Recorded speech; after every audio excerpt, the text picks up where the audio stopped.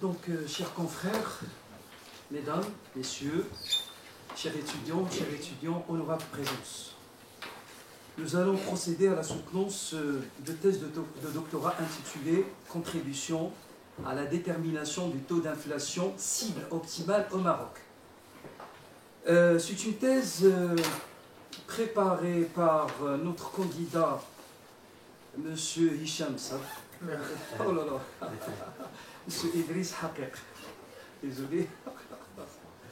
La soutenance va commencer, comme le veut la tradition, par un exposé d'une durée d'à peu près 20 à 30 minutes, au cours duquel notre candidat va nous rappeler le but de sa recherche, la problématique suivie, les difficultés peut-être rencontrées, l'approche théorique utilisée, les principaux résultats économétriques obtenus en termes de modélisation, ainsi que les principales conclusions auxquelles il est parvenu.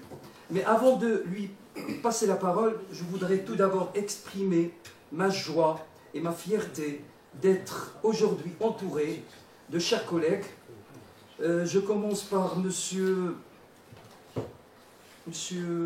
Omar Bouslihim, professeur de l'enseignement supérieur à l'École nationale forestière des ingénieurs, Monsieur Adil Ibrahimi, professeur habilité à la faculté des sciences juridiques, économiques et sociales de Salé, Monsieur Driss Mafaman, qui est à ma droite, professeur habilité à la fac des sciences juridiques, économiques et sociales Suissi, et enfin Monsieur Hicham Sador, professeur de l'enseignement supérieur à la faculté des sciences juridiques, économiques et sociales Suissi. Et je rappelle que M. Sador est le directeur de recherche et membre, si Omar Bouslihim est un rapporteur et membre, si Adil Ibrahimi, rapporteur et membre, et si Driss Mafaman, rapporteur et membre. Et sans oublier moi, je m'appelle Tawfiq Saïd, professeur d'enseignement supérieur à la fac de droit de Suissi. Voilà ma qualité de président de cette thèse. Donc je passe la parole à Haqiq. Comme je l'ai déjà mentionné, vous avez entre 20 et 30 minutes. À vous la parole. Bismillahirrahmanirrahim. J'ai l'honneur aujourd'hui, le mercredi 6 décembre 2023, de vous présenter ma thèse Contribution à la détermination du taux d'inflation cible optimale au Maroc à la faculté Rabat Suissi. Je tiens à remercier les membres du jury d'avoir accepté d'évaluer ce travail et d'être présents. Je tiens à remercier le professeur encadrant pour ses efforts consentis, ainsi que de remercier l'auditoire pour sa présence dans cette soutenance. La problématique de l'inflation optimale, le problème de l'inflation optimale, c'est un problème vieux. C'est un problème vieux et qui se régénère. C'est un problème vieux et qui se régénère. Durant les années 80, c'était un problème vif, le fait d'arbitrer entre la croissance économique et l'inflation dans la politique économique. À partir de 2000, ça ne devient plus un problème. L'inflation optimale, ça ne devient plus un problème car on a dit amen au fait que la stabilité des prix est la base de la réalisation de la croissance économique. Mais à partir de 2020 et la crise pandémique, ça redevient un problème. C'est un sujet qui suscite un intérêt d'ordre général pour toutes les parties prenantes de la société qui s'intéressent à ce sujet et qui s'inscrit toujours dans la compétition électorale du gouvernement. En outre, ça constitue un intérêt d'ordre spécifique pour les chercheurs qui essaient d'apporter des réponses objectives et des réponses scientifiques. Notre thèse consiste en deux objectifs théoriques.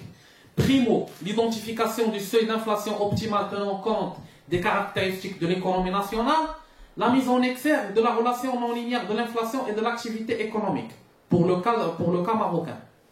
L'objectif pratique de notre thèse est bel et bien la redéfinition d'une nouvelle stratégie monétaire pragmatique pour la Banque centrale. Une nouvelle stratégie monétaire qui est de plus en plus réactive aux enjeux de l'emploi et de la croissance économique et qui n'est pas cernée seulement à la réalisation de la stabilité des prix. La problématique de notre thèse s'intitule ainsi: n'existe-t-il pas un taux optimal d'inflation cible pour la bonne gouvernance de la stratégie monétaire marocaine? À partir de notre problématique découlent des questions de recherche. Banque Maghreb ne pourrait-elle pas choisir une cible d'inflation différente pour promouvoir la croissance? Autrement dit, existe-t-il un taux d'inflation cible permettant d'optimiser l'emploi et la croissance dans le cadre d'une inflation maîtrisée, c'est-à-dire une stabilité monétaire? Pour répondre à la problématique citée précédemment et à une question de recherche, nous avons adopté la structure de la recherche suivante. Le premier chapitre s'intéresse aux approches économiques de l'économie politique de la monnaie, qui sont l'approche institutionnelle et l'approche stratégique. Le deuxième chapitre traite la controverse monétariste structuraliste, qui est la pierre angulaire de la partie théorique de la thèse. Le troisième chapitre s'intéresse aux différents travaux réalisés sur le taux d'inflation optimale, aussi bien pour les pays développés que pour les pays en voie de développement. Pour le quatrième chapitre, qui est un chapitre à vocation empirique, il s'intéresse à l'état des lieux de la relation croissance économique-inflation au Maroc. Et le cinquième chapitre, c'est l'identification du taux d'inflation cible optimale de l'économie nationale, et cela pour la période 2000-2019. Nous entamons ici le cadre théorique. Dans le cadre de la relation entre la croissance économique et l'inflation, il y a un certain consensus. On dirait plus une certaine unanimité. Une unanimité relative de plusieurs auteurs qui déclarent que la stabilité des prix est utile à la croissance. Il y a aussi un débat entre le courant structuraliste et le courant monétariste.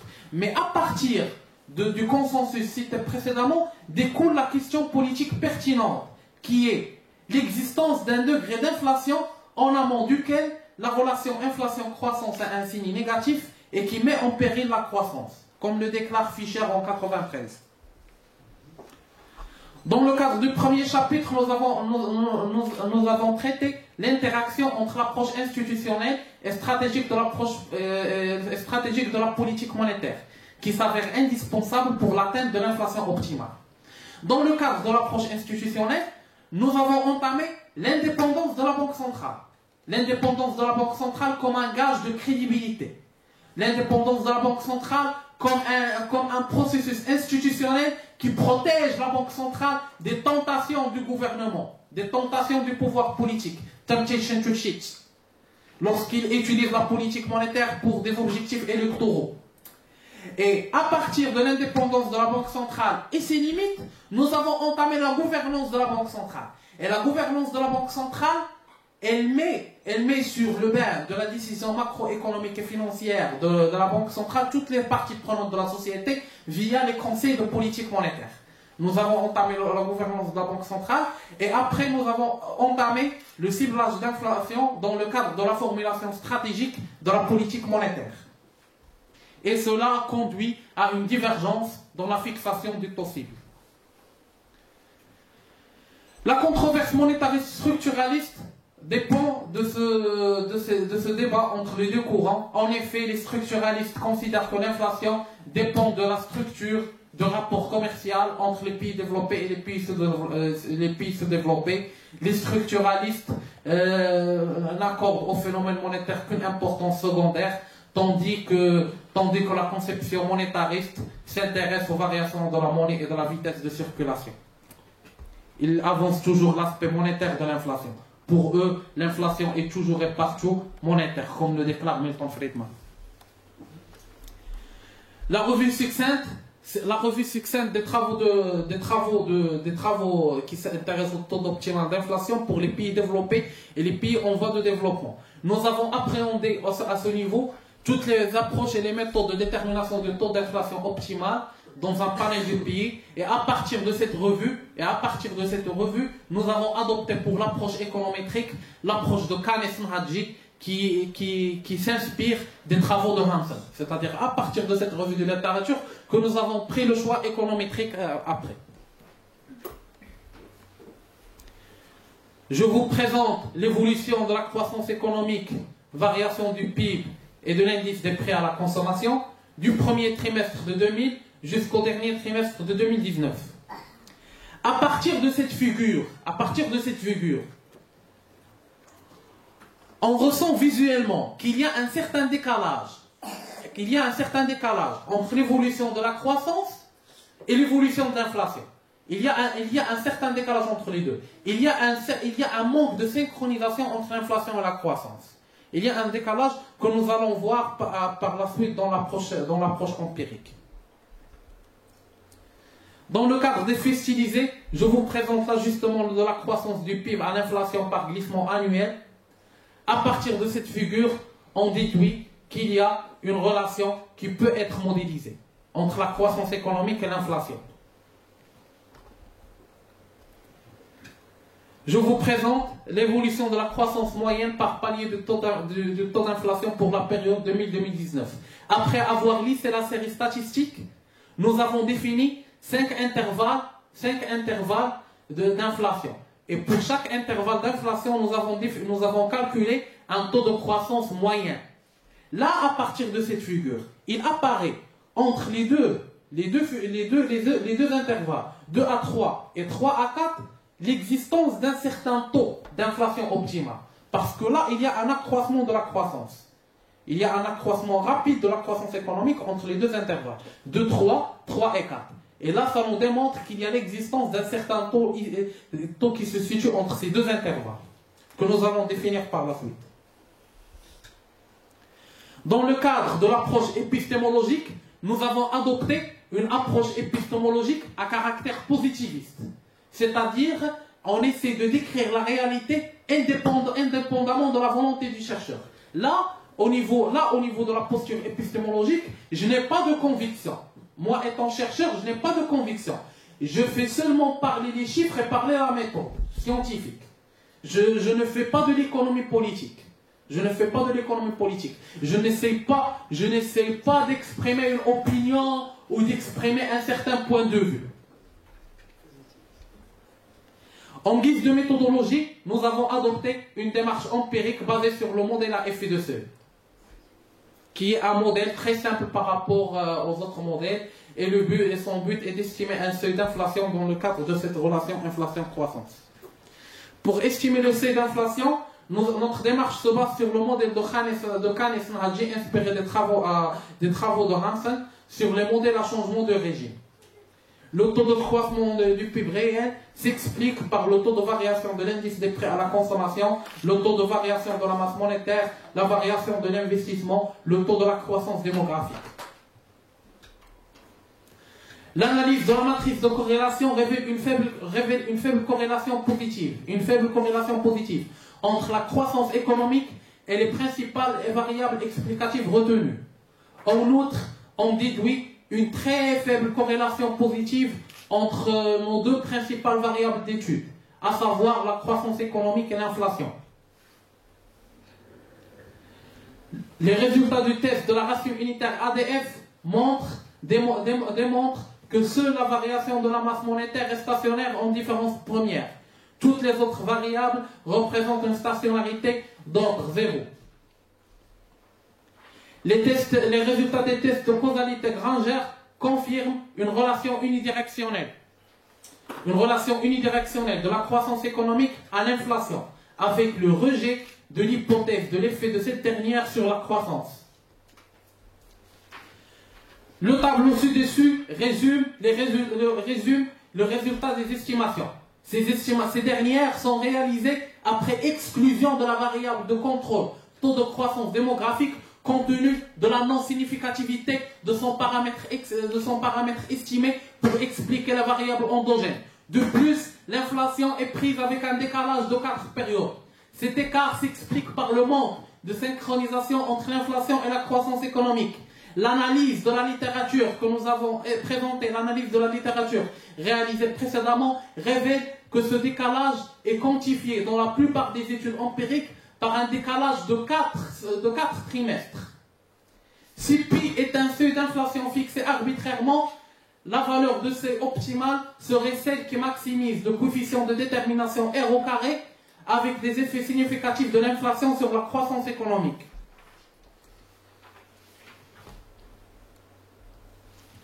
Le résultat de notre recherche, 3%, recommande pour les autorités monétaires à ce qu'elles disposent encore d'une marge de manœuvre en matière de politique monétaire.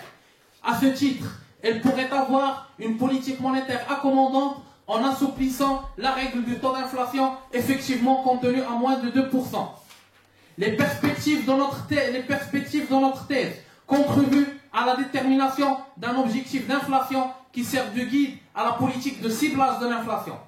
La méthode, l'approche utilisée, qui est l'approche de Hansen utilisée lors de cette thèse, contribue à l'identification endogène du seuil de l'inflation, même en cas d'absence de la relation non linéaire entre l'inflation et la croissance économique. Notre thèse a d'importantes implications pour une politique monétaire optimalité qui est censée être complétée par une identification de la meilleure règle de politique monétaire. En outre, les perspectives de recherche contribuent à l'émanation de la question suivante. Quelle relation entre taux optimal d'inflation et la valeur du dirham optimal et le taux directeur? Ça génère un autre axe de recherche. Les limites de notre recherche résident dans le fait que le modèle adopté omet plusieurs variables, telles que le degré d'ouverture commerciale, le niveau de développement financier, la qualité des institutions et les dépenses du gouvernement. Merci pour votre attention, chers membres du jury. Merci, cher candidat Sehaqiq Brice, pour ce speech. Juste une petite réflexion. Voilà, la proximité.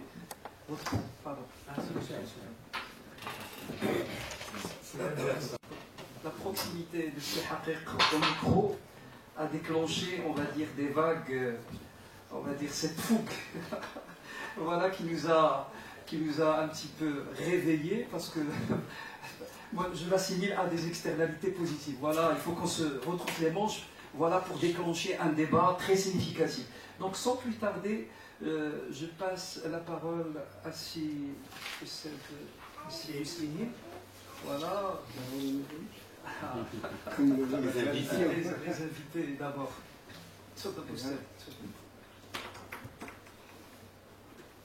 Merci, Monsieur le Président.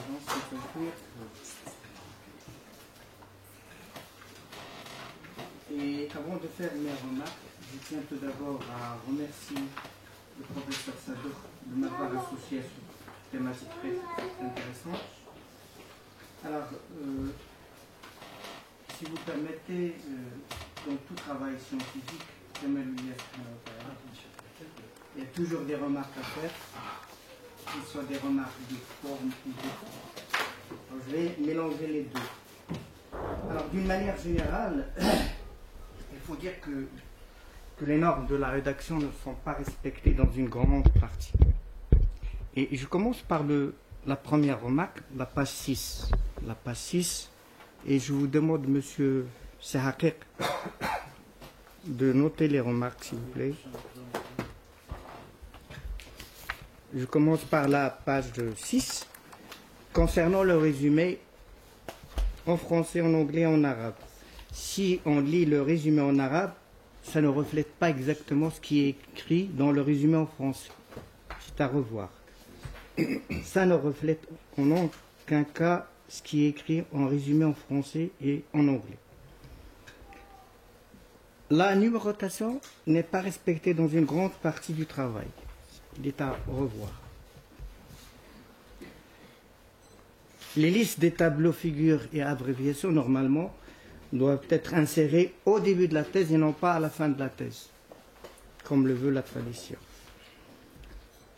Les références bibliographiques doivent normalement précéder les annexes, juste après la conclusion générale et avant la table de matière. La page 45. Page 45.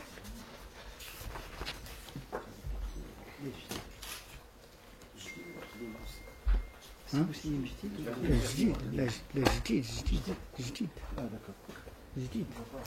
La dernière version. Ah, la dernière version. La dernière version.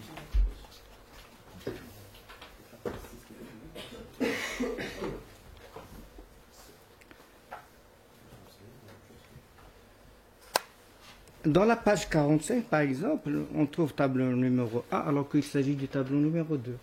Donc il faut revoir la numérotation, ce n'est pas bien respecté.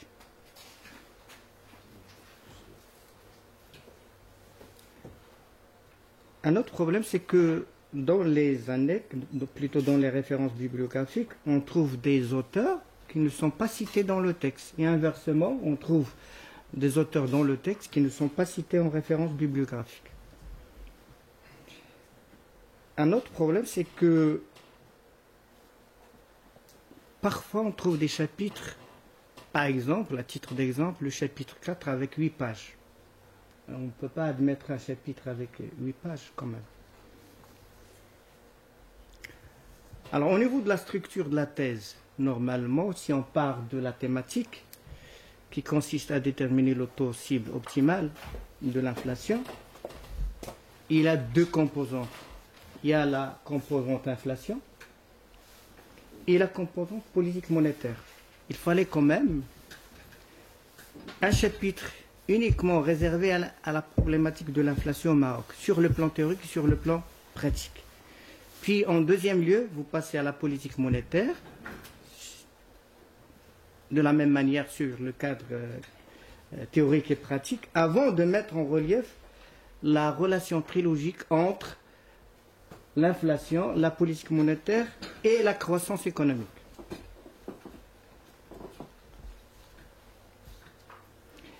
Un autre problème important, c'est que dans une recherche scientifique, il y a toujours le contexte. Or, dans votre thèse, il n'y a pas de contexte. Et on sait que le contexte est une composante essentielle dans tout travail scientifique.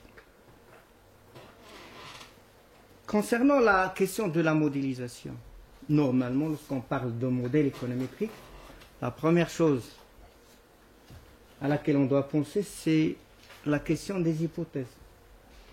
Or, dans votre thèse, on ne trouve pas d'hypothèse. Il n'y a pas d'hypothèse. Lesquelles hypothèses qui doivent normalement être validées par les tests d'hypothèse par la suite. Or, malheureusement, dans votre modèle économique, il n'y a pas d'hypothèse. Et les hypothèses sont une composante essentielle de tout modèle économétrique. Et puis un autre problème qui est le plus important, c'est que on ne peut pas faire un jugement de valeur sur le taux d'inflation cible optimale, ni sur le PIB en se basant sur une seule année. C'est incorrect. On ne peut pas faire un jugement de valeur. Normalement, on doit respecter ce qu'on appelle la normalité statistique, normalement 30 ans, ou à la limite, vous auriez dû mettre 10 ans ou 20 ans. Une année ne reflète pas la réalité concernant la politique monétaire et le taux d'inflation. Et par le dernier point, c'est le problème des recommandations. Normalement, dans tout travail scientifique, le candidat ou le chercheur doit normalement, sur la base des résultats trouvés ou obtenus, il doit normalement recommander un certain nombre de questions à la fin. Et merci, Monsieur le Président. Mais cela ne réduit pas votre effort au niveau de ce travail. Je te félicite et merci, Monsieur le Président. Merci, Omar, pour votre intervention. Et je rappelle que Omar a essayé un petit peu de partager avec nous ses réflexions. Voilà, les réflexions scindées en deux points, les points liés à la forme et les points liés, on va dire, au fond. C'est vrai, au niveau de la forme, il a soulevé quelques imperfections relatives. Par exemple, au niveau de la page 6, il faut revoir le résumé en langue arabe pour créer une harmonie entre ce que vous avez rédigé en langue française et en langue anglaise. La numérotation, la bibliographie, les annexes, voilà, et surtout les quelques tableaux normalement qu'on doit mettre au début et non pas à la fin. Les numérotations, il a donné l'exemple de la page 45, d'accord. Les décalages, c'est-à-dire entre les chapitres, un chapitre par exemple qui se compose uniquement de 8 pages, chose qui crée un déséquilibre entre les pages. Au niveau du fond, j'ai soulevé l'absence du contexte, d'accord, et aussi les hypothèses normalement qui doivent être en harmonie, sinon qui doivent accompagner la modélisation économétrique. Et enfin, bon, moi je reviendrai par la suite au niveau du terme recommandation. Donc je passe maintenant la parole à Si Adil Ibrahimi. À vous la parole, chers collègues. Merci, Monsieur le Président. Donc je remercie également Sicham Sador de m'avoir invité pour cette présentation de thèse et ce travail de recherche, ainsi que mes collègues en fait, ainsi présents ici. Je félicite également mon ancien étudiant, c'est Haqiq, c'est-à-dire j'étais son enseignant à la première année en fait. La première matière. Première matière, la première année en fait. Donc ça sert à rien de revenir sur la période du commencement ou du début de M. Haqiq. Donc ça a été un étudiant brillant, etc. Bon, passons-le. Donc je vais essayer de donner quelques, justement, comment la thèse, si vous voulez, ou le projet de thèse, puisqu'on est toujours sur un projet de thèse, a l'ambition, bien sûr, d'analyser la relation causale entre le taux d'inflation et croissance, et procède de ce fait par le traitement des fondements méthodologiques, économétriques, statistiques, etc., et procède, bien sûr, à l'interprétation en principe des résultats. Donc, comme j'ai précisé, il y a quelques insuffisances au niveau de la thèse. Par contre, je précise que moi, j'avais la version en fait, la première version en fait. C'est-à-dire, il y a pas mal de choses que peut-être je viens de voir un peu que ça a été modifié, etc. Donc, je vais essayer de donner mes remarques après, on verra si ça a été modifié ou pas. Donc, comme précisait mon collègue, il y a quelques insuffisances et des remarques de fond et de forme. D'accord ? De forme, bien sûr, il y a des fautes d'orthographe, ponctuation, etc., etc. Je ne sais pas si ça a été corrigé ou pas. Et également quelques questions de fond. Donc, questions de fond, principalement pour moi, ça concerne le modèle économétrique, en fait. C'est-à-dire le modèle économétrique. Il y a premièrement, la première remarque qui me paraît primordiale, c'est l'absence d'une revue de littérature assez convaincante. C'est-à-dire, on a vu quelques auteurs, quelques comparaisons, sans plus. Il y a justement des problèmes liés à la spécification du modèle. C'est-à-dire, vous avez travaillé sur le modèle à effet de seuil, mais pas de précision. Pourquoi on a choisi ce modèle, pourquoi ne pas choisir un autre modèle plus robuste, etc., etc. Donc, je vais essayer de détailler plus ou moins les remarques. Et justement, moi, dans la première version, je n'avais pas l'interprétation des coefficients obtenus. C'est-à-dire les coefficients, est-ce qu'il y a une relation positive, négative, etc., etc. Et la comparaison par rapport à une littérature scientifique bien reconnue. Donc, je vais essayer de donner plus ou moins quelques observations, comme j'ai précisé, non exhaustives, c'est-à-dire il y en a pas mal. Donc, je vais plus ou moins délaisser les remarques plus ou moins standards, comme les fautes d'orthographe, banque, vous avez mis banque par exemple avec eux, etc. Bon, tout ça, on va aller. J'ai vu par exemple, je ne sais pas si c'est toujours le cas, page 30, j'ai vu que vous avez parlé d'une expérience algérienne.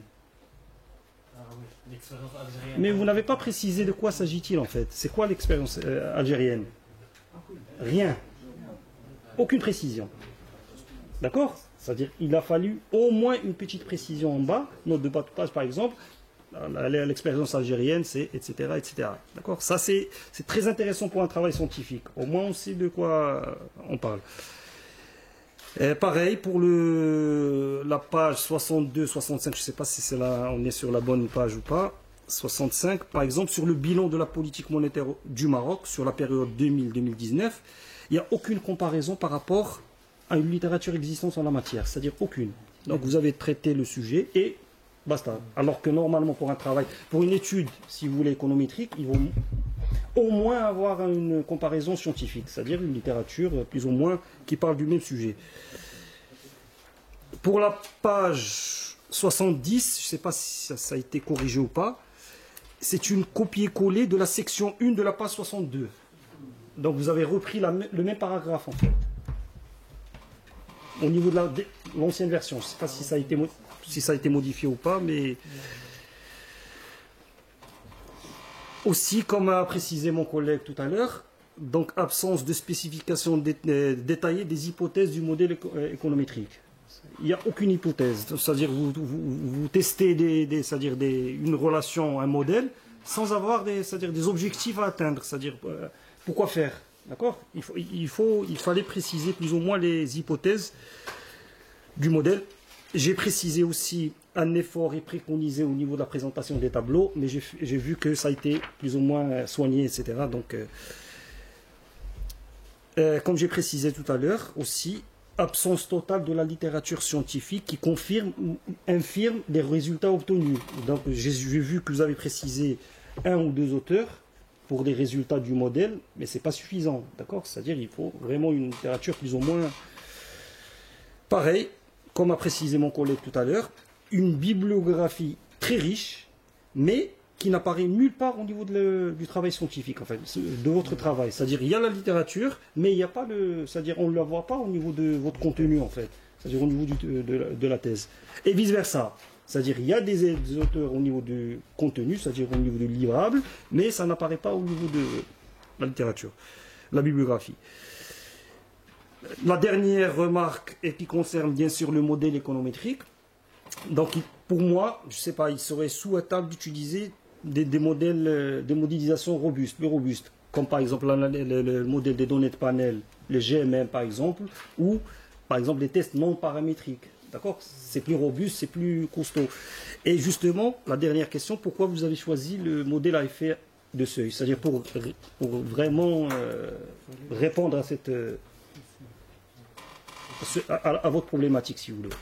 Mais comme précisé bien sûr mon collègue, cela n'enlève pas, en fait, ne réduit pas en fait la valeur de votre travail scientifique qui apparaît plus ou moins homogène du début à la fin. D'accord? Et je vous souhaite une bonne continuation. Merci. Merci Adil pour vos réflexions, vos remarques. Et juste parce que moi je connais très très bien ces haqiq, aucun travail n'échappe à la critique. Ça, il faut le savoir. Il faut prendre les critiques du bon côté. Et je vous invite à prendre note pour répondre, on va dire, aux questionnements soulevés par les deux rapporteurs. Effectivement, juste un petit rappel sur l'intervention de modèle économétrique. C'est vrai, ces réflexions pourquoi le modèle a effet ont porté plutôt sur le fond que sur la forme. C'est vrai, au-delà de la forme, il y a quelques coquilles au niveau de l'orthographe et tout ce qui va avec, mais au niveau du fond, il a beaucoup insisté sur la modélisation économétrique, c'est-à-dire au niveau de ce décalage entre la bibliographie qui est très hautement abondante, chose qu'on ne voit pas dans le texte. Ça, il y a un décalage, une distorsion, et aussi au niveau de la spécification du modèle à effet de seuil, la spécification économétrique. Donc il réconforte, il consolide l'intervention de C. Omar au niveau de l'absence des hypothèses. D'accord? Et aussi, il a fait une proposition, le pourquoi pas d'une modélisation en économétrie des données de panel avec des estimateurs plus robustes, et GMM. C'est-à-dire les estimateurs des moments, je crois, généralisés. D'accord? Et maintenant, je vais céder la parole à mon collègue Sima Faman. Okay. Voilà. À vous la parole, cher ami, frère, collègue.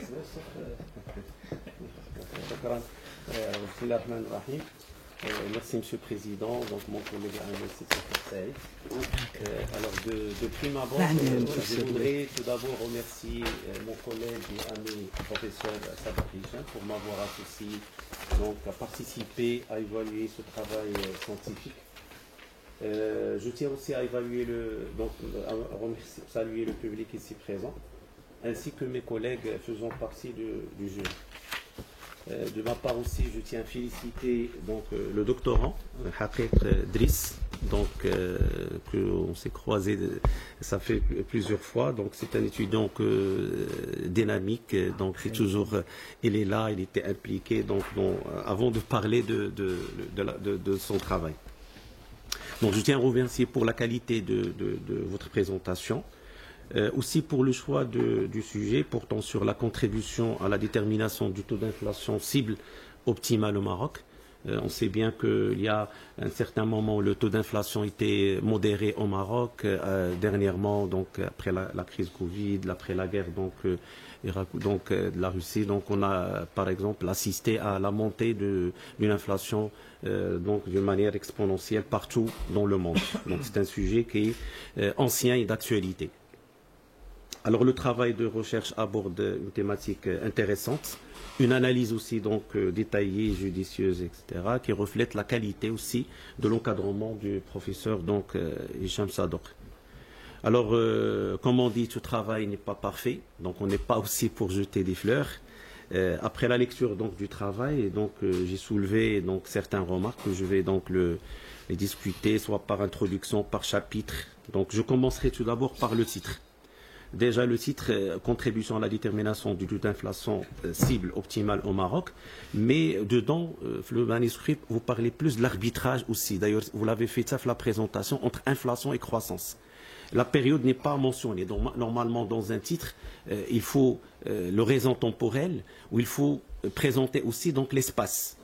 Au Maroc, vous l'avez fait, mais la période pendant laquelle vous avez travaillé, par exemple, votre modèle économétrique. Voilà.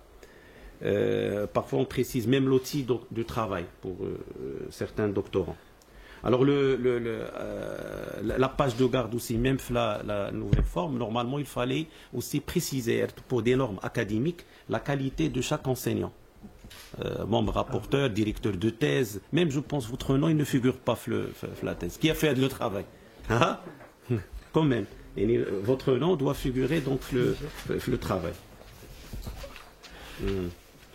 Alors donc voilà la question qui était posée au départ, et voilà la question centrale de l'étude, c'était si Banque El Maghreb pourrait choisir une cible d'inflation alternative, voilà, pour favoriser la croissance. Donc Banque El Maghreb ne pourrait-elle pas choisir une cible d'inflation différente pour promouvoir la croissance économique? Cependant, il est donc important de noter que l'inflation optimale n'est pas uniquement évaluée pour sa fonction ou bien de sa capacité à simuler la croissance. Le taux d'inflation idéal aussi, il permet aussi donc de maintenir les équilibres macroéconomiques. On ne peut pas lier seulement à une variable qui est la croissance économique. Il faut prendre aussi en considération les autres variables économiques. Alors, je dirais donc que l'introduction, donc comme d'ailleurs c'est très difficile de prendre la parole en dernier lieu parce que plusieurs remarques ont été soulevées par mes collègues, mais par exemple pour l'introduction, plus ou moins il est structuré sous une progression logique, présentant clairement le problème de la recherche, les composants de l'introduction, etc., la position épistémologique pour valoriser votre plan, ainsi de suite. Mais je rejoins donc mon collègue, c'est qu'il y a un manque de contextualisation. C'est très important, pour la parenthèse d'ailleurs pour les doctorants qui sont là, on ne peut pas travailler sur un sujet sans contextualiser. Contextualiser, ça veut dire les études qui ont été faites sur d'autres pays. Qu'en est-il? Comment vous avez pu donc s'inspirer? De là, vous pouvez dégager quelle sera votre valeur ajoutée. Parce que sinon, donc, à quoi sert un travail de recherche? C'est dans ce sens. Donc, la contextualisation, c'est très important. De même, les hypothèses de recherche. On ne peut pas travailler sur un outil économétrique sans énoncer les hypothèses de recherche. Aussi, donc, comme la méthodologie, votre introduction n'est pas détaillée. Or, il fallait le faire. L'introduction, c'est donc là, puisque les doctorants ils sont là, l'introduction, la conclusion générale, je dis que c'est le noyau le travail du chercheur. Une introduction doit être bien soignée parce qu'il ouvre l'appétit pour le lecteur, l'évaluateur. C'est clair, c'est très important d'essayer de nous éclaircir au début qui sont par exemple vos orientations, etc. Aussi le choix, donc il a été déjà cité, pourquoi vous avez choisi par exemple l'effet de seuil, ou bien donc d'autres, donc il fallait justifier ça. Voilà, donc comme j'ai dit, dans le cadre d'une politique économique, l'interaction entre croissance et inflation économique, etc. Mais il fallait, comme j'ai dit, vous avez limité, donc, si on veut dire, l'évaluation de l'inflation par sa capacité de générer la croissance sans tenir compte de son impact sur les équilibres macroéconomiques. Donc, une proposition, par exemple, je pourrais dire, Banque El Maghreb pourrait-elle choisir une cible d'inflation différente pour promouvoir la croissance tout en tenant compte des équilibres macroéconomiques, par exemple. Alors, je passe par le premier chapitre. Donc, dans cette section, le chercheur il a examiné les taux d'inflation optimaux pour les pays des synthèses sous forme des tableaux, etc., pour des approches théoriques, des approches empiriques. Parfois, on trouve d'action en vrac. Quelle est l'utilité? Mais vous, ça c'est un point positif, vous avez ciblé les théories qui sont en relation avec votre thématique. Vous n'avez pas essayé de... Il y a des doctorants parfois, lorsqu'on lit les travaux, et ils cherchent par exemple l'aide pour remplir. Ou d'ailleurs, tel manuscrit, j'ai jamais, par exemple, évalué le manuscrit de, je pense, 173 ou la page. Généralement, les étudiants, ils nous donnent un travail très volumineux, 200, 250, 300, c'est clair. Parfois même, j'ai entendu ma fin d'étude, c'est 500 là, je trouve que c'est trop. Il y avait donc, je ne sais pas. Alors, certaines sections, le contenu, donc s'écarte la deuxième section de son titre, qui porte sur le bien-être. Vous avez fait une section sur le bien-être en tant que concept de l'économie de développement, mais aucune analyse correspondant à cette notion n'est présente. Ça veut dire le titre, il est là, mais le contenu ne colle pas, si on veut dire, avec le... Alors le chapitre 2, dans la deuxième section, le chercheur s'est intéressé aux déterminants, l'inflation, l'objectif pour mettre en lumière les éléments conjoncturels. Là, dans ce sens, le chercheur a bien présenté les déterminants, le problème ou le phénomène inflationniste. Toutefois, certaines phrases semblent répétées. Déjà, il a été cité. Par exemple, l'importance de l'interaction entre le bien-être social et l'efficacité économique est mentionnée à plusieurs reprises de manière similaire. Et il y a des phrases qui sont, je ne sais pas, donc ça peut arriver à la fin, etc. Vous avez aussi évoqué un exemple de l'Argentine qui était mentionné, mais sans détails spécifiques. Déjà, il a été signalé l'exemple de l'Algérie. Pourquoi je vais signaler un exemple? C'est quelle est l'utilité, quel est l'intérêt? C'est ça donc la question. Alors le chapitre 3, vous avez essayé d'analyser les approches généralement de la politique monétaire au Maroc. Je trouve que aussi c'est très intéressant. Mais donc vous n'avez pas fait aucune liaison avec votre problématique du travail. Donc, tu n'as pas présenté, par exemple, les éléments qui démontrent l'importance de la gestion de la politique monétaire sur la croissance économique. Voilà. Donc, pour moi, c'est un chapitre qui est resté descriptif. Et je reviens d'ailleurs sur le découpage des chapitres. Il y a des chapitres qu'il fallait fusionner. Donc, on ne peut pas admettre IP, ou là, on peut fusionner 4 chapitres. Donc, pour le chapitre 4, l'état des lieux, de relations croissance, etc. Le chercheur a présenté un bilan de la politique monétaire au Maroc, l'évolution des principaux agrégats monétaires du pays. Sans toutefois, on revient à l'idée de la contextualisation de cette évolution et son relation avec les agrégats macroéconomiques du pays. Donc j'espère que je n'ai pas pris à. Donc voilà. Pour l'effet stylisé, donc présenter un premier temps les canaux qui transmettent la causalité entre l'inflation. Or, le chercheur n'a pas précisé ces canaux. De plus, le chercheur n'a pas analysé les deux séries temporelles de l'inflation, de croissance, afin de vérifier les caractéristiques, les tendances d'inflation, etc. Alors, pour le chapitre 5, donc le recours de la modélisation, donc la non-linéarité, etc., donc le chercheur n'a pas démontré cette non-linéarité dans le contexte marocain. Donc, c'est très important. Pour conclure sur la rédaction scientifique du travail d'une manière générale, Monsieur le Président, je trouve que c'est un style bien approprié en général, avec un fil conducteur entre les parties de thèse, quelques erreurs d'orthographe, parce que je parle aussi de l'ancienne version, je ne sais pas, est-ce que vous avez rectifié, un déséquilibre très prononcé, par exemple le découpage des chapitres, là j'ai compté, il y a chapitre 1, 9 pages, chapitre 2, 11, 3, 30 pages, vous voyez, un chapitre avec 10 pages. Donc la conclusion aussi, c'est trop maigre. Une page et demie, donc c'est trop maigre. Autre chose, les manques des introductions, les conclusions des chapitres. N'avait pas fait. Là, je parle de la version que j'ai. Je ne peux pas lire maintenant pour dire ça. Le travail que j'ai, c'est ça. La numérotation, déjà mon collègue il a parlé, normalement on commence la numérotation à partir de l'introduction. Les autres, vous pouvez mettre des chiffres romains. On ne peut pas noter un résumé, par exemple. 1 commence donc l'introduction. L'écart entre l'intitulé de certains chapitres et leur contenu.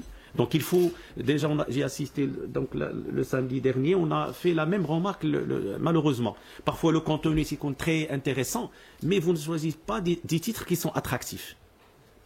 Revue succincte. Donc, il y a des titres parfois que je trouve ne sont pas attractifs. Il faut jouer sur ça. Là, c'est du marketing. Donc, des titres comme ça, revue de littérature sur quoi? Vous voyez ce que je veux dire? Donc, on a aussi pour les doctorants qui vont se tenir prochainement, etc. Il faut bien choisir des titres. Les titres qui sont en relation avec votre thématique. Donc, il faut revoir, s'il vous plaît, l'intitulé, la version, si vous aurez l'occasion. Bibliographie, c'est très riche, mais je trouve qu'il est mal organisé. Donc, ouvrages, articles, revues, rapports, les webographies, vous n'avez pas mis les dates de consultation. Ah oui, ça. Donc, c'est important. Voilà, la dernière partie que je considère votre valeur ajoutée, vous avez sous-estimé de la partie au-delà des chiffres, des données, comme je dis toujours les étudiants. C'est bien de travailler avec un outil de modélisation, l'analyse des données, mais après il faut porter une casquette d'un chercheur, d'un économiste. Où est l'analyse? Où est la critique? Parce qu'on on fait la recherche académique, c'est pas pour... c'est clair. Mais le fait de poser des données, R au carré, tata, etc., ou après on passe, non. Donc il fallait donc une réflexion, par exemple, proposition pour votre thématique, le taux de ciblage, etc., c'est clair. Voilà. Alors bien sûr, je récapitule plus ou moins certains points positifs, l'importance de la thématique, le style de rédaction, quelques éléments, le composant de l'introduction qui ont été bien sûr réduits, mais comme on dit, ces remarques qui ne réduisent en rien la qualité du travail, au contraire, c'est pour l'amélioration et le perfectionnement.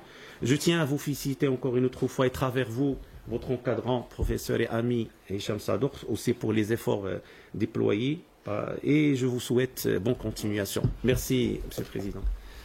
Merci, Cédric, pour vos réflexions. Juste un petit rappel. Et c'est vrai, Cédric a soulevé une remarque que je trouve très pertinente. C'est au niveau de la page de garde. C'est la page de garde. Vous savez, vous avez passé des années pour préparer un travail, à la fin, il faut bien l'envelopper. Comme il a dit, faire du marketing. Où se trouve votre nom, votre prénom, l'identification, on va dire. La qualité, voilà, des la qualité enseignants. de chaque enseignant, c'est pas bon. Ça, il faut revoir ça. Il faut revoir ça. C'est vrai, Cédric a soulevé une remarque qu'on pourrait la mettre en liaison avec la statistique descriptive. L'écart-type entre, on va dire, le nombre de pages de chaque chapitre et le nombre moyen des pages. Et que vous savez, quand l'écart-type est grand, eh ben, le nombre moyen, ou la moyenne ne devient pas significatif. Ça, il faut revoir les nombres de pages. Ça veut dire qu'il y a un déséquilibre, une distorsion, un gap.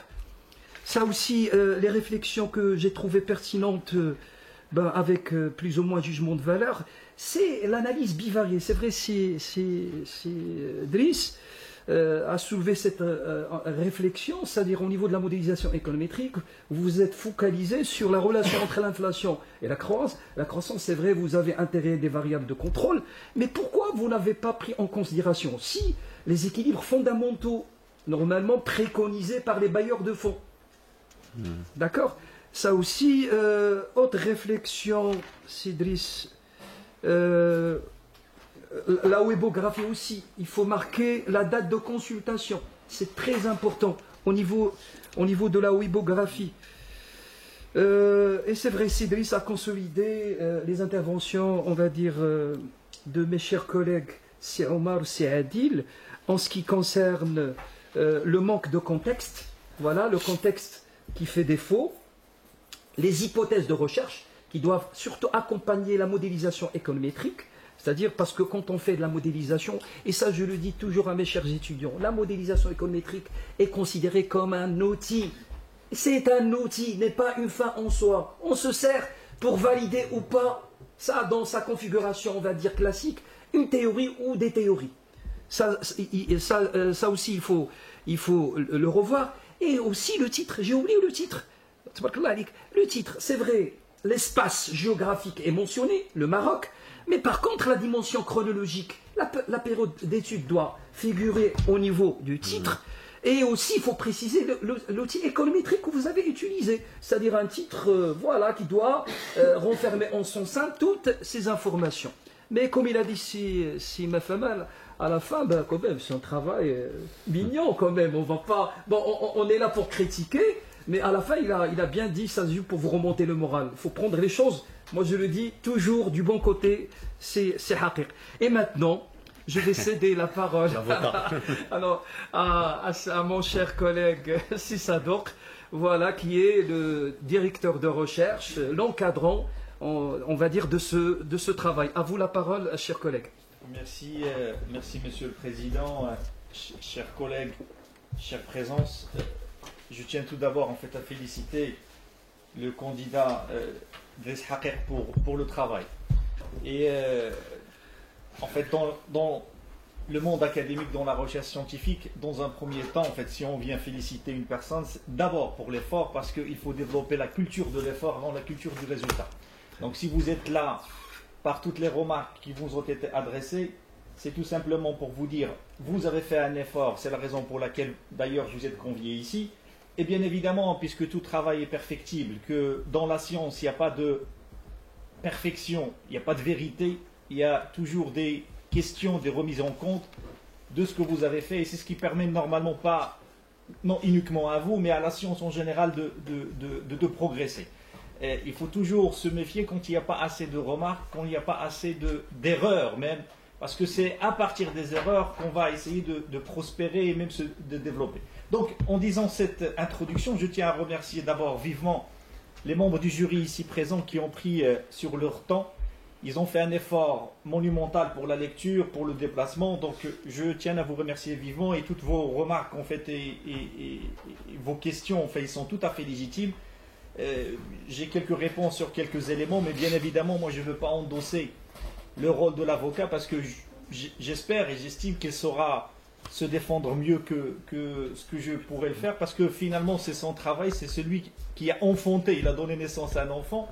Et quand on donne naissance à un enfant, ce n'est pas une finalité, c'est juste le début de quelque chose. Donc toutes les questions-là, normalement, si vous voulez faire une carrière dans la recherche et dans l'enseignement, ça doit vous alerter pour essayer d'améliorer, de prospérer. Donc en disant cela, je vais revenir en fait pour essayer de donner le contexte. On vous a reproché beaucoup le contexte en fait de cette thèse, qui est tout à fait légitime et j'y répondrai tout à l'heure, mais je donnerai en fait un contexte sur le travail. En fait, et sur la personne. Moi, j'ai beaucoup apprécié en fait de travailler avec Driss Haqiq. On a eu beaucoup de difficultés parce qu'on a commencé il y a 8 ans, je crois. Ça fait 8 ans. Ça veut dire qu'on a atteint le maximum. Il y a eu beaucoup de difficultés au début, je crois en 2015, 2016, 2017. Mais ce que j'ai beaucoup apprécié, en fait, malgré les difficultés, il a pu s'accrocher. Il a fait preuve en fait de persévérance. Et ça, c'est quelque chose qui est fondamental, ce que je disais au départ, cette culture de l'effort. C'est quelqu'un qui fait l'effort. Et bien évidemment, l'effort, avec la persévérance, tôt ou tard, il donnera des résultats. Peut-être que ce n'est pas le résultat auquel on s'attend aujourd'hui, mais si vous continuez sur cette longueur-là, sur cette trend, sur cette tendance, j'estime que vous allez faire quelque chose de très intéressant dans l'avenir. Donc, on a eu des difficultés, et puis dans la vie, bien évidemment, lui-même, il a eu quelques difficultés, que ce soit enfin des problèmes de santé, des problèmes familiaux, et ça ne l'a pas dissuadé, ça lui a donné beaucoup plus d'énergie, beaucoup plus d'efforts pour être là où il est pour l'instant. Donc dans ces difficultés-là, pourtant, il a pu livrer un travail qui, bien évidemment, présente certaines qualités et beaucoup de défauts. C'est la raison pour laquelle les membres du jury, d'une manière implicite, ils vous ont fourni en fait une rose. Mais n'oubliez pas que dans la rose, il y a des épines. Ils vous ont fourni aussi des épines, mais les épines, je préfère les garder pour moi-même, parce qu'à la limite, il y a beaucoup de choses qui, d'une manière ou d'une autre, ça relève de ma responsabilité, mais j'aimerais juste clarifier sur ce contexte-là, que ce livrable-là, il vient juste d'être produit hier suite à un appel téléphonique dans l'après-midi, parce que peut-être il aurait dû venir sans version finale. Donc, dans ce travail de va-et-vient, il y a énormément de rectifications, et d'ailleurs, je m'excuse auprès du membre du jury, il y en a qui ont des versions plus améliorées que d'autres qui ont des versions anciennes, donc on n'a pas arrêté de faire et de refaire, et je crois qu'on n'arrêtera pas encore pour essayer de peaufiner un travail dont on sera fier, ou au moins pour essayer, parce qu'on parle de l'optimisation, il faut qu'on minimise au moins les dégâts, les erreurs. Donc, dans ces éléments-là, j'ai quelques éléments en fait sur une fois en fait on a parlé de ce contexte, je vais aller parler rapidement en fait du fond ou de la thèse. Et j'aimerais rappeler en fait le contexte, c'est que quand on a commencé à discuter de ce sujet-là, en fait la problématique de l'inflation, tout ça, ça posait pas un problème. Si vous vous rappelez, là maintenant c'est un sujet d'actualité, tout le monde en parle, mais en 2015, quand on disait que, parce que c'était ça le début de la problématique, est-ce que l'inflation au Maroc, est-ce qu'elle est optimale ou pas optimale, personne ne discutait ce problème-là. On avait un taux d'inflation qui est très bas, et on considérait que c'était une réussite, et plus personne ne remettait en cause que la banque centrale, Banque al-Maghrib, elle fait une politique restrictive qui nous fait payer beaucoup de taux de croissance et peu de travail, beaucoup de chômage. Ça veut dire, on avait le consensus de Washington à avoir un certain seuil, maintenant ça devient la norme. Là, on se rend compte qu'avec un taux d'inflation qui est très élevé, les Marocains ils arrivent à vivre. Donc pourquoi on n'a pas fait ça depuis 2000? Ça veut dire qu'on a perdu énormément de création de valeur par une politique qui est très restrictive. Donc, on a pensé à quelque chose, et ça, d'une manière un peu originale, dans le hors contexte. Parce qu'à l'époque, tout le monde était dans la logique qu'il n'y a pas d'inflation, l'inflation, ce n'est pas un problème. Et donc, sont dans ce contexte-là, d'une manière ou d'une autre, parce que ça aussi, je crois, le candidat ici, chaque fois, en fait, dans n'importe quelle version, j'essaie de lui dire, vous avez une opportunité en or dans le contexte actuel depuis 2021, parce que tout le monde a redécouvert l'inflation, il faut mettre le contexte. Ça veut dire la première passe que j'appelle moi souvent l'accroche. Essayer de vendre l'accroche. L'inflation, c'est tout le monde en parle, il fallait. Donc il a fait un petit effort en fait au niveau de l'introduction pour essayer de mettre la thèse dans le contexte. Mais encore une fois, c'est un problème de marketing. Il n'a pas su vendre en fait l'adéquation de la problématique par rapport au contexte actuel dans lequel nous vivons. Mais ça, c'est le propre de l'homme, entre le vouloir et le pouvoir. On veut faire quelque chose, mais est-ce qu'on peut le faire? Ça, c'est une autre... Il y en a qui veulent faire du marketing, mais est-ce qu'ils ont l'esprit marketeur et l'esprit commercial? Ça, c'est une autre problématique. Donc, il y a ce problème de contexte, on ne l'a pas vu. Maintenant, sur le titre. Le titre, moi, je trouve, en fait, c'est un titre intéressant dans le sens où il évoque un sujet d'actualité, peut-être avant les autres, mais il y a beaucoup de modestie dans le terme contribution. Ça veut dire je ne fais que contribuer, je ne fais que aider pour essayer de comprendre à quelque chose que peut-être à l'époque, parce que là maintenant tout le monde en parle, tout le monde n'en parlait pas, personne n'en parlait à l'époque. Dire en fait est-ce que le taux d'inflation il était trop élevé en 2010, parce que là on parle de 2000 jusqu'à 2019, on avait un taux d'inflation cible qui était très importante et quel est le coût? Donc je trouve que l'idée il est là, le travail il est là, mais ce qui a été dit par les différents intervenants, c'est peut-être on ne l'a pas si mis en avant. Moi je suis tout à fait d'accord et je crois que vous êtes là. À chaque réunion peut-être je vous ai dit la même chose, mais bien évidemment ce n'est pas mon enfant, c'est le vôtre. Donc j'essaie d'adosser une petite responsabilité, mais pas en intégralité. Sur les problématiques de fond, de forme. C'est vrai, il y a beaucoup de déséquilibre et ça c'est un problème de style, c'est un problème d'écriture. Je peux vous assurer qu'il y a un effort considérable qui a été fait entre les différentes versions. Je ne parle pas de la version de 2019 et 2020, ne serait-ce que la version de 2022-2023. Donc il y a énormément d'efforts qui a été fait. On aurait toujours souhaité avoir quelque chose de parfait, mais malheureusement il y a beaucoup de coquilles. Vous les avez soulevés à juste titre. En fait, ce problème de symétrie, ce problème d'orthographe, problème de style, problème de redondance, mais ça aussi, il faut le retravailler. Comme je vous ai dit, une soutenance, ce n'est pas la fin, ce n'est que le début de quelque chose. Donc, il faut continuer de travailler votre travail parce qu'il va vous accompagner à vie. Ça, c'est sur la forme. Sur le fond, il y a des questions qui ont été soulevées sur... Je vais aller au principal, en fait. En fait, l'analyse bivariée, inflation... l'inflation croissance.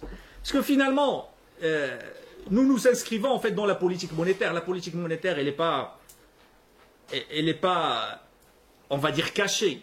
La finalité de la politique monétaire, c'est essayer d'avoir en fait ce taux de stabilité et la dialectique en fait qui existe. En fait, ce prix, cette stabilité-là, est-ce qu'elle a un coût qui est très élevé ou pas assez élevé?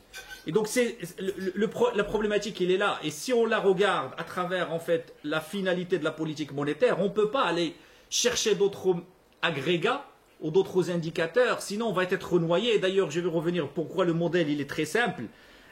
Pourquoi on ne peut pas choisir d'autres, enfin on peut choisir d'autres modèles, mais au niveau de l'analyse ou au niveau des résultats, ça va être beaucoup plus complexe pour essayer de sortir avec des résultats qui sont concluants.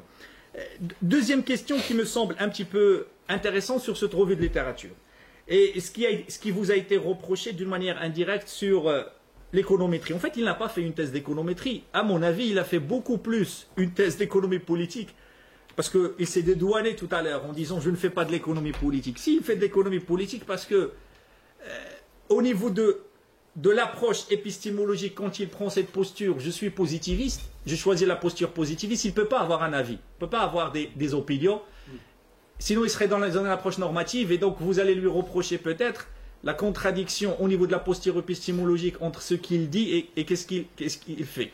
C'est la raison pour laquelle il essaye de se dédouaner, je trouve d'une manière un peu remarquable dès le début, mais ce n'est pas une thèse économétrique, parce que dans les comparaisons qu'il est en train de faire, sans qu'il se rende compte de temps en temps, il sort du positivisme et il est dans la posture un petit peu normative. Les questions en fait, qui se posaient au niveau de modèles, c'est qu'il faut pas oublier, c'est qu'au niveau des données, il y a des problématiques importantes, parce que là, on est en train de traiter les inflations, ça a été cité par, je crois, le professeur Bouslihim, c'est la trimestrialité, il faut donner de la profondeur aux données. Mais on travaille sur l'inflation globale, et non pas sur l'inflation de base, sur l'inflation sous-jacente. Et l'inflation sous-jacente, elle est récente au niveau du Banque de Maghreb. Elle commence en 2010, en 2009, si ma mémoire est bonne. Ça veut dire, si elle se base vraiment pour essayer d'aller chercher un autre modèle du panel pour se comparer à travers cette inflation, parce que le Banque de Maghreb, il ne se base pas sur l'inflation du HCP, c'est l'inflation qu'il produit lui-même. Et donc, il n'y a pas à parler en fait d'un modèle. Bien évidemment, sur cette problématique de bibliographie, j'adhère parfaitement, ça j'arrête pas de le dire. Les auteurs qui sont dans le texte, il faut qu'ils figurent au niveau de la bibliographie. Ce qui figure dans la bibliographie, il n'est pas dans le texte, il faut l'enlever. Malheureusement, il y a encore des coquilles.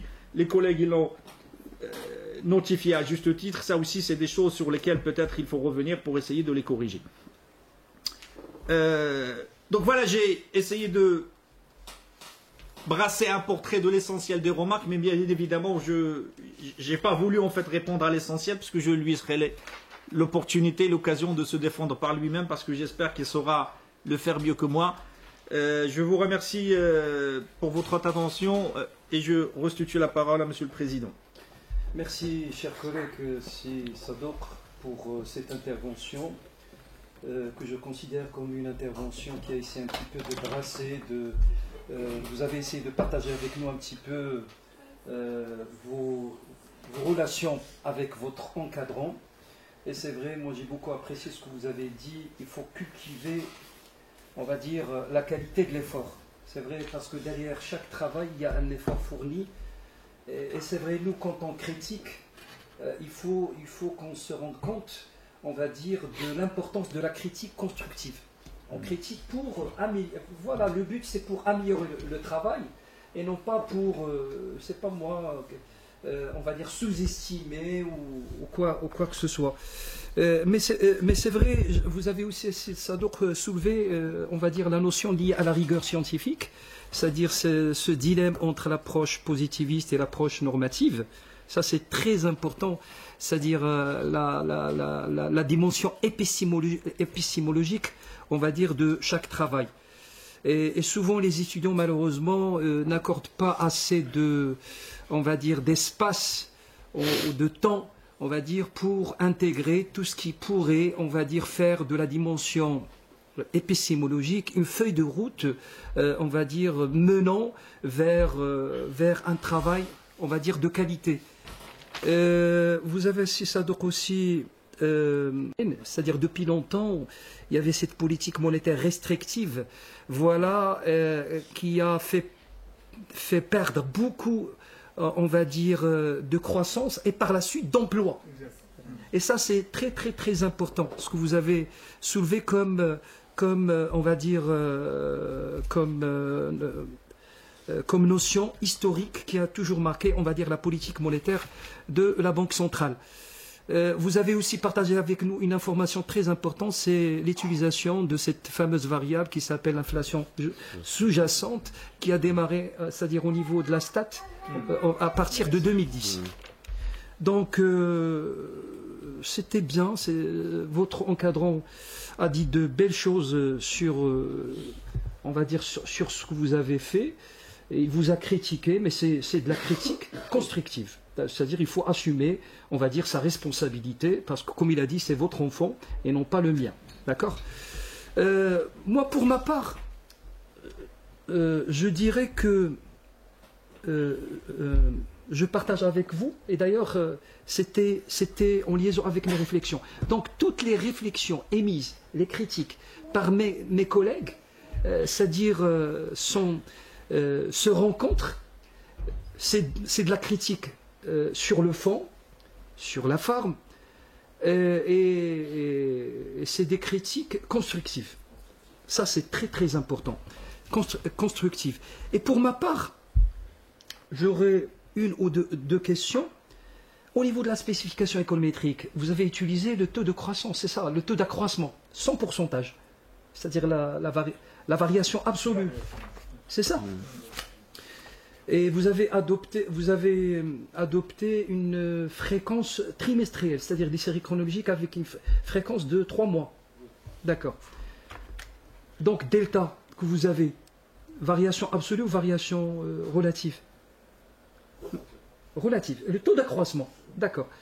L'inflation, par contre, n'a pas fait l'objet de ce taux de variation relative. Elle est restée... Parce qu'on ne pourrait jamais faire vous l'avez bien, c'est-à-dire la causalité au sens de Granger. C'est-à-dire quand on souhaite faire de la causalité entre deux variables, il faut qu'ils soient intégrés au même niveau.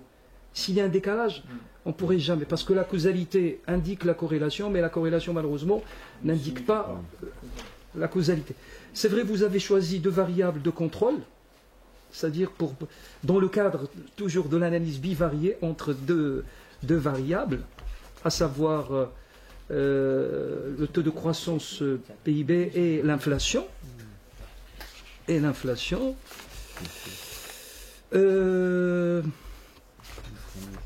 Qu'est-ce que j'allais vous dire?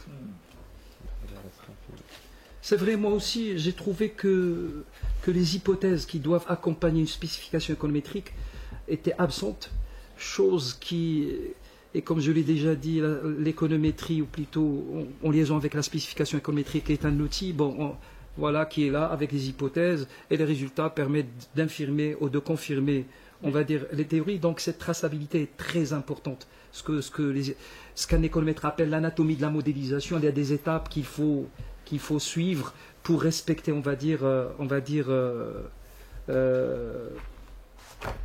cette feuille de route. Donc c'est tout ce que j'ai à dire. Je vais m'arrêter là. Oui, sur les hypothèses. Parce que le fait de se poser la question, est-ce qu'il existe un taux d'inflation optimal? En elle-même, cette question, c'est une hypothèse. Ça veut dire, est-ce qu'elle existe ou n'existe pas? Si elle existe, elle est de combien? Donc on n'a pas... Si vous permettez... C'est-à-dire, en termes d'hypothèse, on ne peut pas se baser uniquement sur une hypothèse. Pour un modèle économique alternatif. Ça ne peut pas mener à de bons résultats. Il faut au moins plusieurs hypothèses qu'il faut valider par des tests d'hypothèses par la suite. Et non pas une seule hypothèse. Parce que quand il y a des tranches, parce que ça ne sert à rien de mettre, est-ce que le taux d'inflation il est entre 2 et 3, est-ce qu'il est entre 3 et 4, parce que l'objectif lui-même de la problématique, c'est essayer de dire quel est le taux d'inflation. En elle-même, c'est plusieurs hypothèses dans la question. C'est vrai peut-être qu'il ne les a pas déclinées, mais en termes méthodologiques, les hypothèses, ils sont là. Parce que ce qui était peut-être ce qu'il fallait, est-ce que le taux d'inflation, est-ce qu'il y a une relation ou il n'y a pas de relation? S'il y a de relation, le taux il est de combien? Est-ce qu'il est de ceci et cela? Là, ça devient beaucoup plus clair. Mais la question en elle-même, la problématique en elle-même, c'est déjà hypothétique, à mon sens. Juste une réflexion. Une petite remarque, c'est sûr, pour les hypothèses en fait, à mettre en place. Normalement, selon un travail économétrique, ils doivent se baser sur une revue de littérature assez. C'est-à-dire, quand on parle de la problématique initiale, on n'a rien pour l'instant. Vous voyez ce que je veux dire? C'est-à-dire, pour justifier le travail scientifique en principe, il faut un travail de revue de littérature qui justifie les hypothèses à mettre en place. Et après, ça nous permet justement déjà de mettre en place les hypothèses et après apprécier, on va dire, les résultats, c'est-à-dire les confirmer, les infirmer, etc., en fonction de cette revue de littérature. Donc, juste, voilà, c'est pour ça on a ces remarques par rapport à... Merci. J'ai oublié tout à l'heure de partager avec vous, chers collègues, parce que même pour déterminer un effet de seuil, il y a d'autres méthodes, au-delà de la modélisation économétrique, l'optimisation dynamique.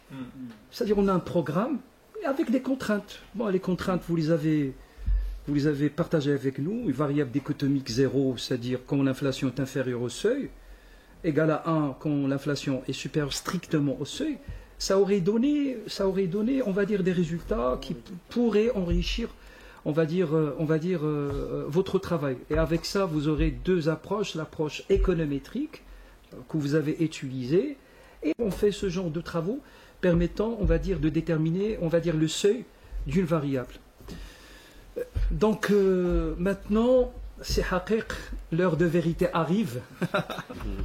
Je vous donne la parole pour, on va dire, nous éclairer sur les questionnements soulevés par, on va dire, les collègues. Et je vous invite à vous éloigner un petit peu du micro parce qu'on vous entend maintenant. La proximité fait du bonheur. Merci. Je tiens à remercier les membres du jury pour toutes leurs remarques. Et toutes leurs remarques, c'est un apport considérable pour le travail de thèse, c'est un apport complémentaire au travail de thèse. Et merci beaucoup pour votre critique constructive. Je commence par le début, oui, tout ce qui est durée, tout ce qui est dans la limite, parmi les limites de notre thèse, c'est la durée. On a 19 ans la durée, alors que pour la normalité ou pour là, il faut plus de 30 ans pour tester une chose au niveau statistique. Aussi pour la question pourquoi ne pas choisir un autre modèle. Sincèrement, j'ai choisi ce modèle pour la simplicité. Sincèrement.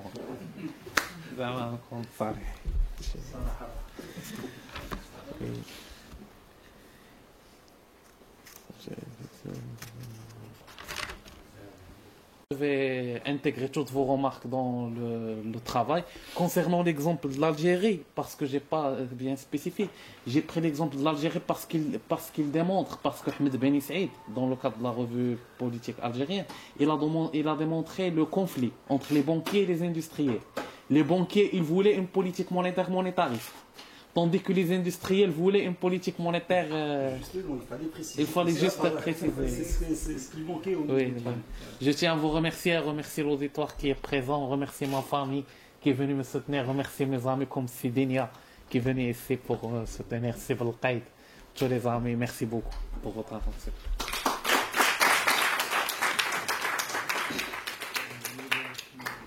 On va se retirer pour la délibération. Donc, vous pouvez rester. C'est bon. Donc, chère présence, chers collègues, après délibération, les membres du jury ont décidé d'accepter la dite thèse et lui attribuer le titre de docteur en sciences économiques et de gestion, avec la mention suspense très honorable.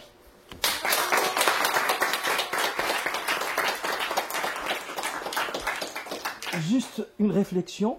Donc, Sidris, les membres du jury insistent beaucoup sur le fait que vous êtes dans l'obligation d'apporter les rectifications nécessaires à toutes les remarques et les réflexions qui ont été émises par eux. Et merci.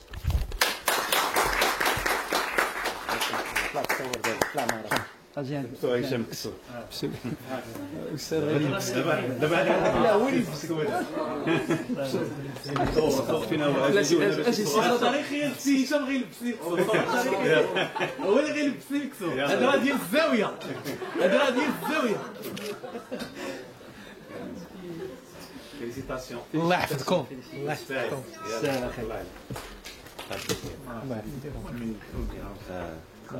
ندير البركه نساوي الحومه الوليده حي كريمه السي سعيد توفيق حي كريمه زيدوا لي بكثير انت اخي باش ما تقولش تنشوف بزاف هذيك القهوه ديال سميتها طوسكانا ما بقاتش بلاتي كاين ان ديكالاج بلاتي بشويه باش تصور مزيان اخي قلت تاريخ ياك السي توفيق راه حتى هو درت البركه الله يحفظك السيما فاهم الله يحفظك السيما فاهم هذه وقيله بلاش هذه فكم الله يحفظك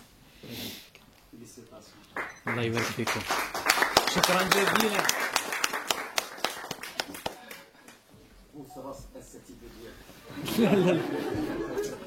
سلم على الاساسي اللي جرب شويه الله يبارك شي صادق تبارك الله عليك فيليسيتاسيون فيليسيتاسيون مبروك مبروك الله يبارك فيكم شكرا جزيلا للحضور الكريم لي بارون ها هو الوالد اختي غيطلعوا الله يطول عمرك اجي حدا الوالد تفضل الله يطول عمركم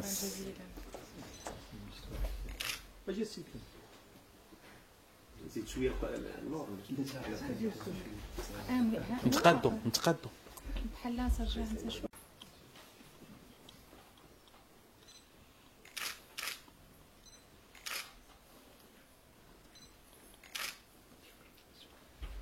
شكرا جزيلا